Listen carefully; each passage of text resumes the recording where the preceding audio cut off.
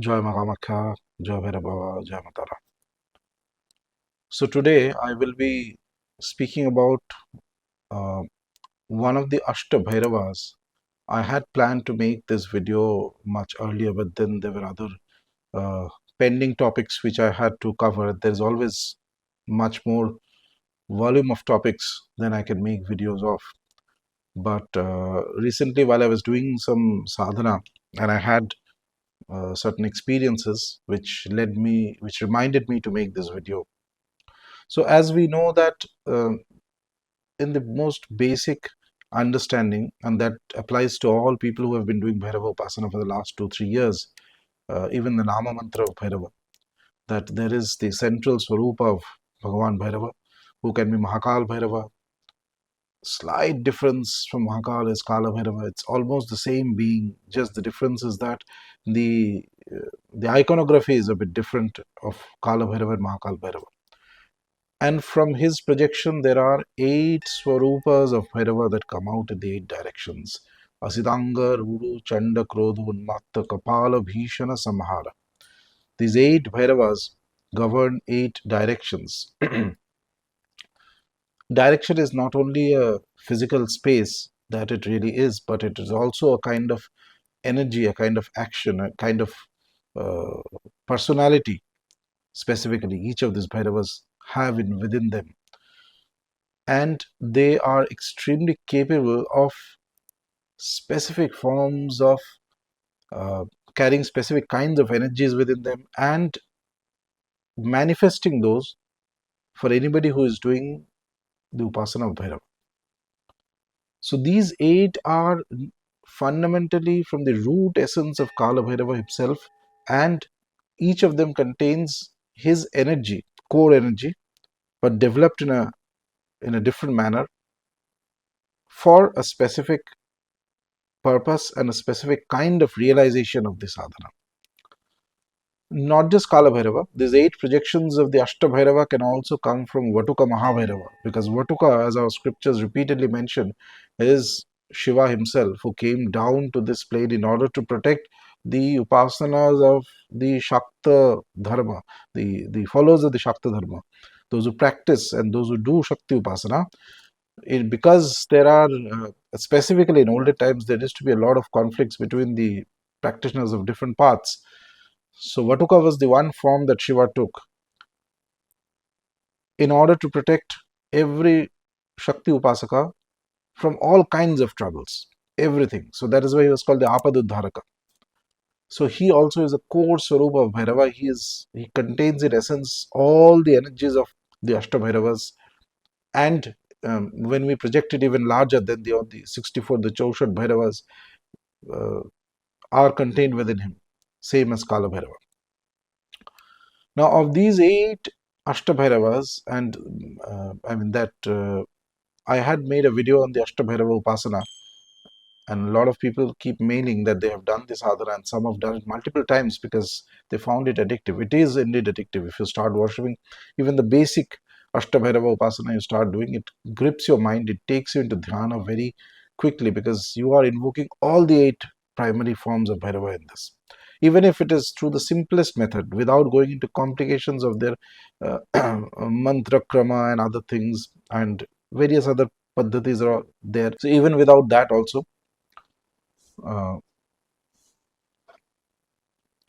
the Ashtabhairava produces a very strong effect on the Upasaka. So today I'm going to speak to you about specifically the form and the energy and the peculiar kind of power that is held within the last of the Ashtabhairavas, who is Samhara Bhairava. So Samhara comes at the very end of the Krama of Ashtabhairavas. We know the word Samhara means dissolution, laya, not destruction but dissolution. So Samhara Bhairava is actually that form of Bhairava who causes complete dissolution of things. But dissolves what exactly? Dissolves things that are there in the external. He is that Bhairava who guards the realm between the external worship and the internal state of Bhairava. He stands right at the border of that. It dissolves the external so that one can enter into the internal state. And not only the external that we can see, but the external that the conscious mind is not aware of. The external which is there in the subconscious, for example, that manifests in the form of doshas, in the form of curses from past life, in the form of pitrus, etc. All kinds of very difficult inherent karmas, doshas that an individual um, brings forth from past lives, specifically of these being the ancestral karma, the pitru karma that he or she brings. Those lodge very deep inside an individual psyche, and it is not easy to get rid of pitru karmas. In fact, uh, this is precisely why that in the Vedic path and as well as the Dakshinachara Tantra path, when it is followed by people, um, we say that for wherever there is a pitru related issue, then you have to go to the specific kshetra and do that specific ritual in order that the pitrus are calmed down. Just worshipping the Ishta Devata is not going to remove the pitru related issues for the individual. Unless one becomes a terrific upasaka of the Ishta Devata. Then in that case the Ishtadevata is going to remove the Pitru dosha. Otherwise, he or she is not going to interfere into that karmic area of one's life. If one has to get out of it, there's no argument. You have to go and do those Pitru related rituals as and when required in the specific tithi, in the specific place where that ritual has to be performed. Samhara Bhairava, therefore, is that form who is the Bhairava who causes dissolution. But complete dissolution of the external, of all kinds of obstacles, all the last barriers to Siddhi. Here, Siddhi does not mean miraculous powers, but the complete fulfillment, the Advaitam of Bhairava. Before you realize that everything has to be squared off, all the debts have to be paid. And that is the area where Samhara Bhairava stands because he dissolves everything. Completely, all the external activities are finished, and he takes the Upasaka into the state of self absorption completely. Samhara has many forms. There are texts which describe four-armed Swarupa of Samhara, but the most popular of Samhara forms is the Dashabhuja, the 10-armed form of Samhara, where he contains 10 weapons in his hands, and his Vahana is sometimes described either as a swan, a dog, or sometimes even a lion. In cases where his Vahana is described as a lion, his consort is regarded as Chandika. In some cases, his consort is even Pratyangira. The word Samhara is also important because when you do Tantropasana, anybody who has been doing some amount of Tantropasana would know that of the when you're doing Devi Puja, before you start any Mahavidya Puja, you have to do a krama of nyasas on your body. There are two basic sections of any Devi Puja. First is the Samanya Kanda, which is the ordinary section, and then there is the Vishesh Kanda, where you go into the specifics of that form of Devi. In the Samanya Kanda, you have to do nyasas, which include the matrikas, placement of the matrikas in various parts of the body, the Antara-matrika Nyasa, the Vajja-matrika Nyasa. In this, you will also have to do something called the Samhara Matrika Nyasa. So again, the word Samhara comes in there, which means that you are dissolving the matrikas in a certain fashion. First, you place the matrikas in the body, and then you dissolve them back internally inside you. From the external, it goes back into the internal when the Samhara Matrika is done.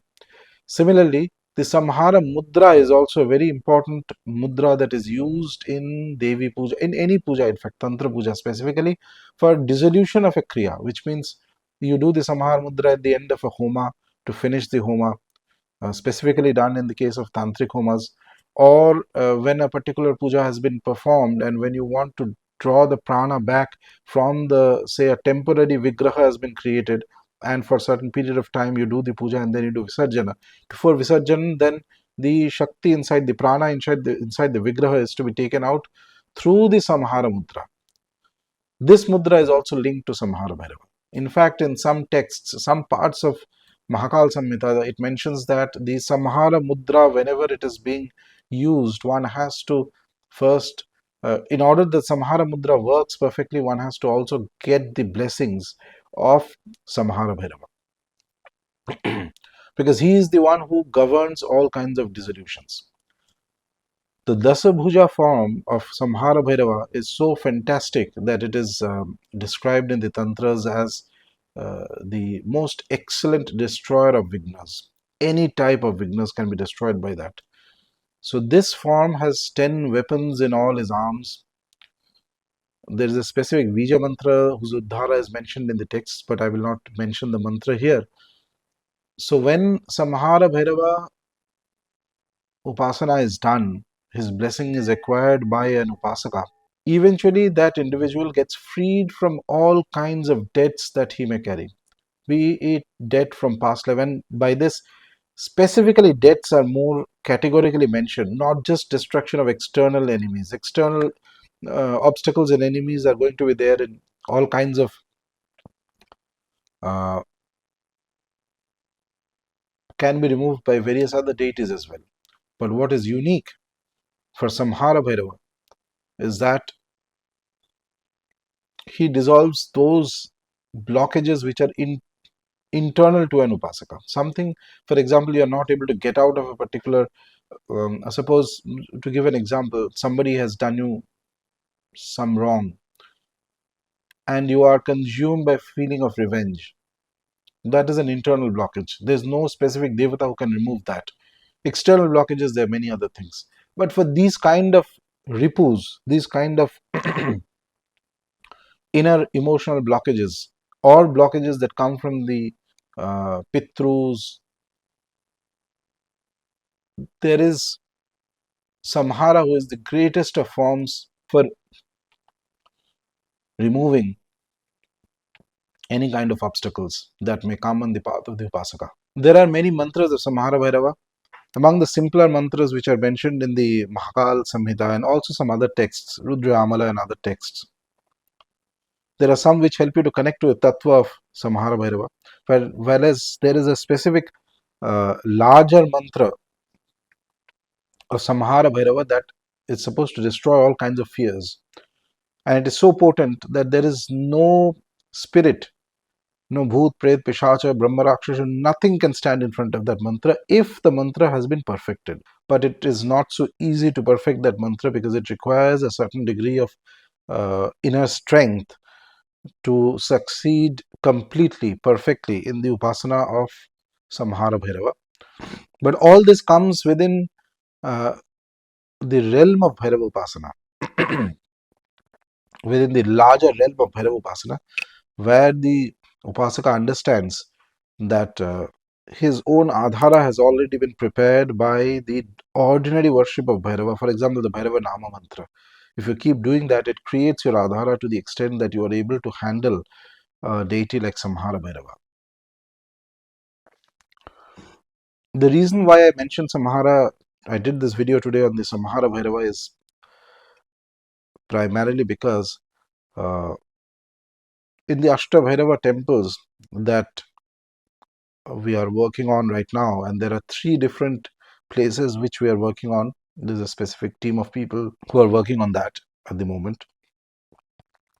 At least in one of the prominent places, we will have the form of Samhara as the central figure, and along with him there will be the Ashtabhairavas, and there will also be Kartikeya and also be a Devi Sarupa present in the temple. So because of this, there are certain practices of Samhara, of certain mantra krama of Samhara, certain offerings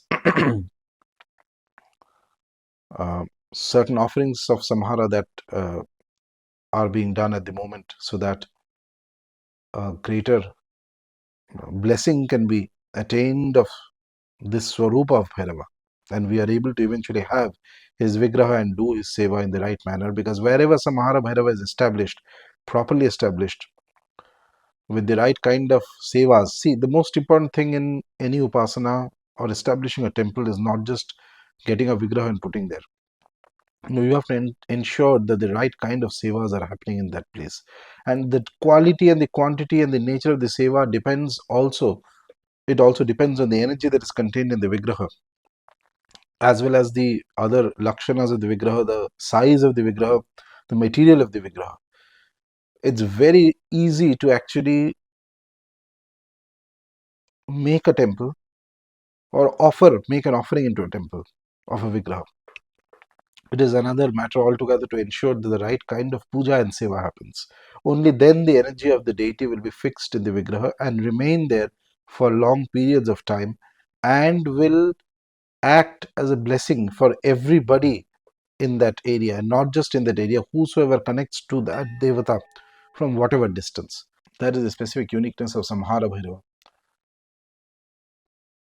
I hope that you get a basic understanding of why Samhara is so important, because of his ability to create laya, his ability to destroy those kind of karmas which are inherited from past, which an ordinary upasana of any devata is not going to eradicate so easily. And that is why he's kept at the very end of the 8 Bhairava kramas. So like this, I will be making further videos as I get inspiration on the Ashtabhairavas, explaining the tattva, not necessarily giving out any kind of sadhana of the devata. Sometimes it is good to understand the tattva of the deity. That too helps you to uh, realize, at least at the intellectual level, that what is the nature of the devata before you are ready to actually plunge into the sadhana of the devata, if he allows you at some point in time. Jai Ma Kamakhya, Jai Bhairava, Jai Matara.